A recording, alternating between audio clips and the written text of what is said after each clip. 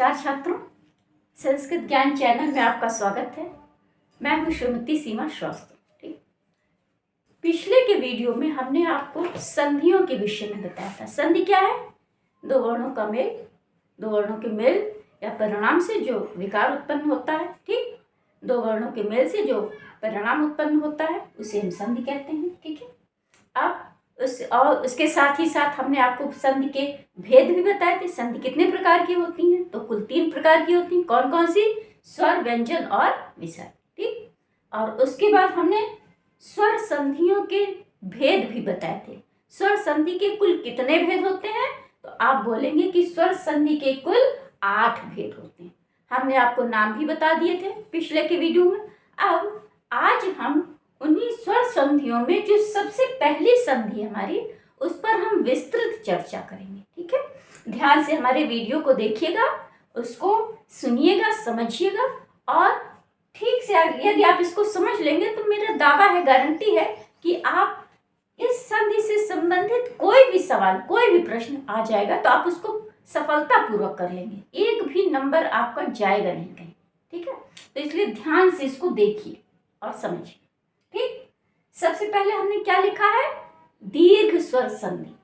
स्वर संधि की सबसे पहली संधि है कौन सी संधि?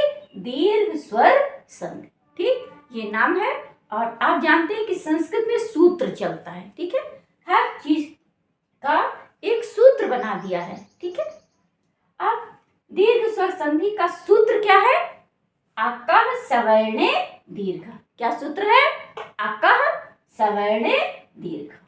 अब इस सूत्र को यदि आप समझ लेंगे तो आपको नियम या परिभाषा किताब उठाने की कोई आपको आवश्यकता ही नहीं पड़ेगी। ठीक है, अब ये जो सूत्र हमने लिखा है, इस सूत्र में कुल 3 पद हैं। कितने पद निकलते हैं इसमें? कुल 3। कौन कौन से? पहला है हमारा क्या? अकः। क्या है?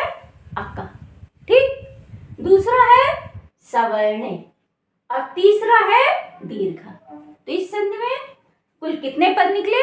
3। कौन कौन सा? पहला है अकः, दूसरा है सवर्णे और तीसरा है दीर्घ। ठीक, अब देखिए सूत्र में जो पहला पद है क्या है?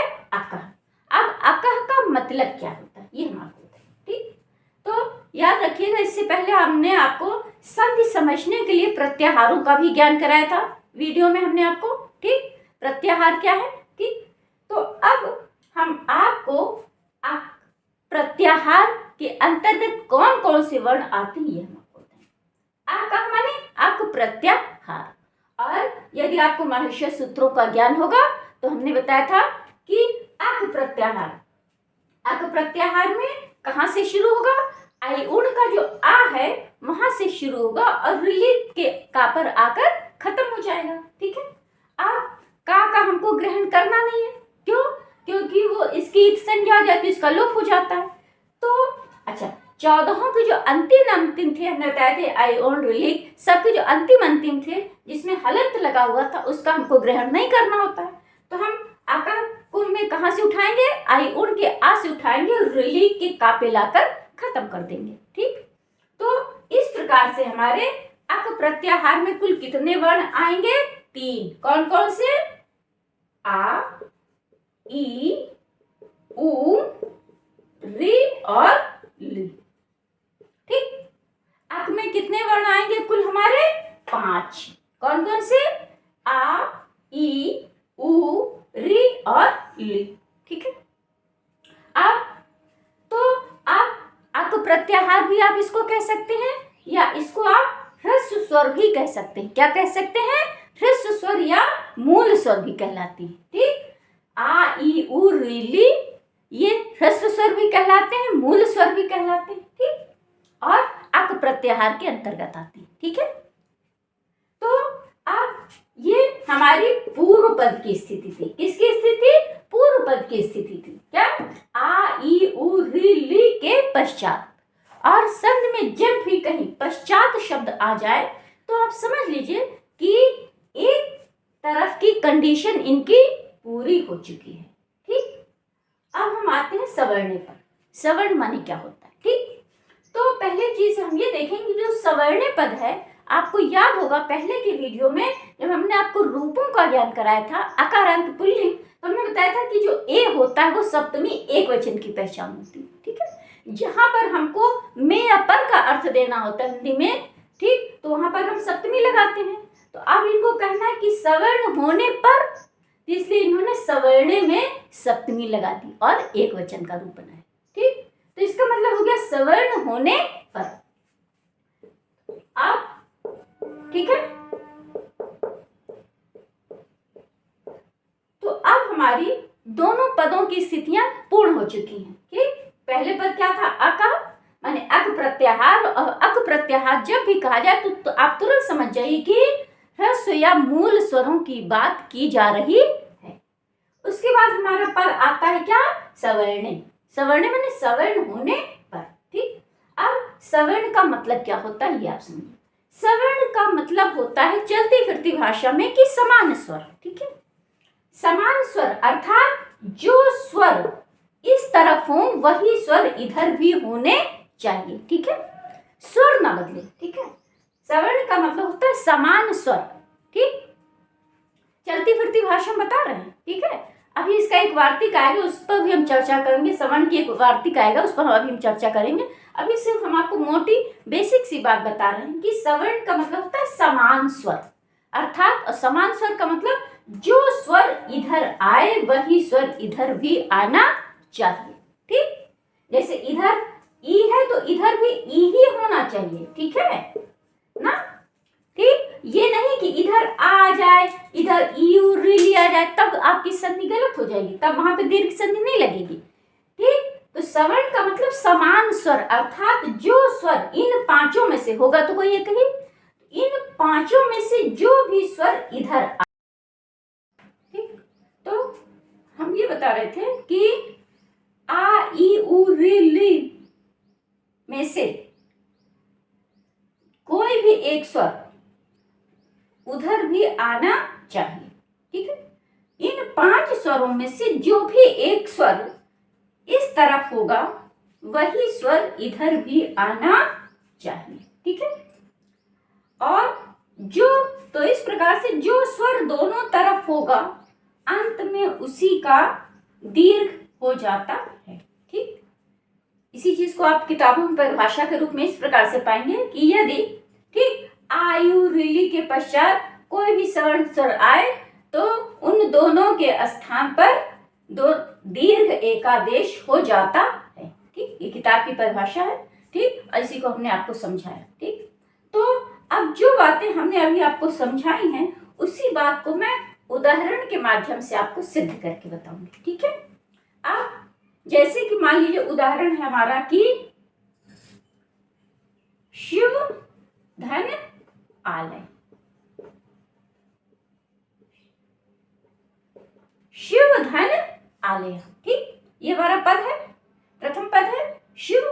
शिव का अर्थ होता है कल्याणकारी। ठीक, तो शिव में ह्रस्व आ छिपा हुआ है। क्यों? क्योंकि इसमें हलंत तो लगा नहीं है, तो इसमें वा अभी छिपा हुआ है। इस वा को हम ले लेते हैं और आले का आ ले लेते हैं। तो अब आप देखें कि शिव में भी आ है और आले में भी आ है, तो स्वर समान है।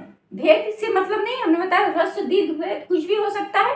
भेद से मतलब बस आपका सिर्फ स्वर नहीं बदलना चाहिए, अर्थात जो स्वर इधर आए वही स्वर इधर भी आना चाहिए। तो इस प्रकार से दोनों स्वर, जो स्वर इधर आएगा जो स्वर इधर आएगा वही दोनों मिलकर उसी का अंत में दीर्घ हो जाएगा। ठीक है, तो इधर भी आ था, शिव में भी आ, आले में भी आ, अब दोनों तरफ चूंकि आ है तो अंत में इसका दीर्घ आ हो गया।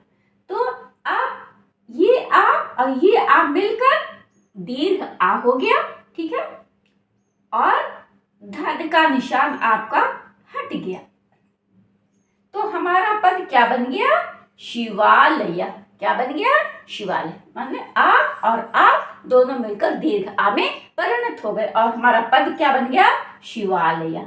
ठीक है, ये आप एक आध उदाहरण और आपको बता देते हैं सिद्ध करके। ठीक है, जैसे कि भानु धन उदय। क्या है, भानु धन उदय। ठीक, भानु भानु प्रथम पद हमारा, प्रथम पद के अंत में कौन सा स्वर हमारा? उ। कौन सा उ है? ह्रस्व उ।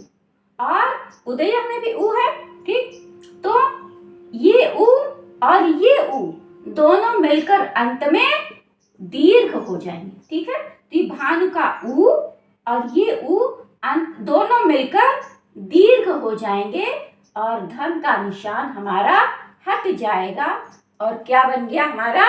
भानुदया, ठीक।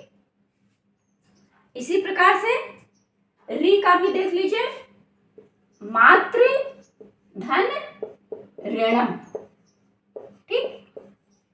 मातृ धन ऋणम, मातृ में री है और ऋणम में भी री है, तो मातृ का री और ऋणम का री अंत में दोनों मिलकर दीर्घ हो जाएंगे, दीर्घ री हो जाता है, ठीक। और हमारा पद बन जाएगा मातृणम। क्या बन जाएगा? मातृणम, ठीक। ध्यान दीजिएगा, री जो होती जैसे ये ह्रस्व री है और इसी के नीचे एक और डबल कर देते हैं तो दीर्घ री हो जाए। तो यहाँ पर री था और इसी री को एक और हमने दीर्घ डबल कर दिया तो दीर्घ री होगा। और ये देखिए यहाँ पे बन गया मातृणम, ठीक। अच्छा, ये थी हमारी दीर्घ स्वर संधि की परिभाषा। इसको हमने सूत्र के माध्यम से आपको स्पष्ट रूप से समझाने का प्रयास किया, ठीक है। और इसी चीज को हम आपको एक बात इसी परिभाषा के संदर्भ में एक बात और बताना चाहेंगे कि देखिए दीर्घ स्वर संधि में सबके उदाहरण मिलते हैं आपको, आ ई उ री, लेकिन ली का कोई उदाहरण नहीं मिलता, ठीक। और ली का कोई उदाहरण क्यों नहीं मिलता? इसलिए नहीं मिलता क्योंकि ली का दीर्घ भेद नहीं होता है। इसको हमेशा याद रखिएगा कि जो ली हमारा है उसका दीर्घ भेद नहीं होता है। री का तो डबल हो सकता है दीर्घ, लेकिन ली का ऐसे नहीं हो सकता, ये गलत हो जाएगा। ली का दीर्घ भेद नहीं होता, ठीक है। तो यदि आपको दीर्घ स्वर संधि के अंतर्गत मान लीजिए एक तरफ ली आ भी जाए, जैसे मान लीजिए एक उदाहरण होत्र धन लिकारा, ठीक है, तो लेकिन अंत में होगा री का ही दीर्घ, जैसे होत्र धन, एक उदाहरण इसको और आपको हम स्पष्ट कर देते हैं, होत्र धन लिकारा, ठीक है। इसके कई रूप बनते हैं, ठीक है, लेकिन इसको अभी इस परिभाषा के संदर्भ में हम आपको सिद्ध करके बताएंगे कि इधर ली आया भले है, तो आप ये नहीं कह सकते कि इधर तो स्वर की असमानता हो गई। अभी आपने बोला था मैडम कि जो स्वर इधर आएगा वही इधर भी आएगा, ठीक। इधर आया जरूर है, इधर री आया उधर ली आया है, लेकिन इसका होगा अंत में होत्र कारक। इसके और भी रूप बनते हैं, अभी नहीं बताएंगे इसको, सिर्फ इसी के संदर्भ सिर्फ यही एक प्रकार बता रहे, इसके और प्रकार रूप बनते हैं। तो ये ऐसा क्यों हुआ ये अभी हम आपको सिद्ध करके बताएं कि यहाँ पर री था, यहाँ पर ली था, तो आया कैसे ली? तो कह रहे हैं कि ये एक वार्तिक है हमारे कि री ली वर्णयोग मिथा सावर्ण वाचन, अर्थात री और ली का उच्चारण भेद स्थान विषम होने पर भी ली की जो है इसकी सवर्ण संज्ञा की है, री और ली को समान स्वर माना गया। ये इसका उदाहरण, ये कंपटीशन आदमी पूछा जाता है, इंटरव्यू में पूछा जाता है कि ली का दीर्घ भेद क्यों नहीं मिलता? तो ली का दीर्घ भेद इसलिए नहीं मिलता क्योंकि ली का जो है दीर्घ भेद होता ही नहीं, ठीक। तो इसीलिए ली का कोई उदाहरण नहीं मिलता, ठीक है। और यदि एक तरफ ली आ भी जाएगा तो होगा अंत में री का ही दीर्घ भेद, ठीक। इस प्रकार से आज हमने आपको दीर्घ स्वर संधि की परिभाषा सूत्र के माध्यम से आपको सिद्ध करके स्पष्ट करके बताई, ठीक। अब आशा है हमें ये आपको ये चीज एकदम से पूरी तरीके से समझ में आ गई होगी। और कल याद रखिएगा कि हम आपको इस संधि से संबंधित हम आपको ट्रिक बताएंगे कि एग्जाम में मान लीजिए कोई दीर्घ स्वर संधि का उदाहरण आ जाए, ठीक, और तो आप कैसे पहचानोगे, ठीक है। तो इस ट्रिक को आप समझ लेंगे तो आप उसको 95% मेरा दावा है कि आप उसको सही कर लेंगे। जो ट्रिक मैं बताऊंगी कल के वीडियो में उसको आप ध्यान से देखिएगा, समझिएगा और उस ट्रिक से ही आपका काम चल जाएगा, ठीक है। और ठीक, तो हमारे वीडियो से जुड़े रहिएगा, ठीक। उसको आप देखें हमारे वीडियो को, उसको अगर आपको अच्छा लगता है तो उसको लाइक करें, हमारे चैनल को सब्सक्राइब करें, ठीक। और इससे संबंधित कोई बातें यदि आपको भूल गई हो, ना समझ में आ रहे हो, तो हमारी प्लेलिस्ट पर सारे वीडियोस पड़े हुए हैं, आप उसको क्लिक करके देख लीजिएगा। अब कोई दिक्कत हो तो कमेंट बॉक्स में हमें लिख के बताइएगा, ठीक है। आज मैं इसको बता रही हूँ, यहीं पर ख़त्म करूँ। कल के वीडियो में मैं आपको दीर्घ स्वर संधि की ट्रिक बताऊंगी कि आप कैसे पहचानोगे, और यकीन मानिए मेरी वो जो ट्रिक है वो 100% आपको सफलता दिलाएगी टेट या सुपर टेट के एग्जाम में, ठीक है। तो यहीं पर हम आज वीडियो को समाप्त करते हैं। जय हिंद, जय।